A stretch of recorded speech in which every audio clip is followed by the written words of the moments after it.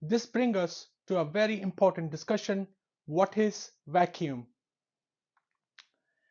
When we reduce the atmospheric air pressure or remove air molecules from 101.325 kilopascal down to between 1 pascal and 10 pascal, we create a moderate vacuum. This is the level we apply in our vacuum insulation energy technologies.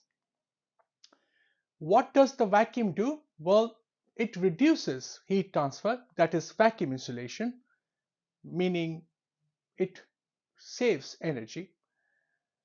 It reduces noise, that is sound insulation, meaning we could have a good night's sleep in a city center or in a busy large city centers.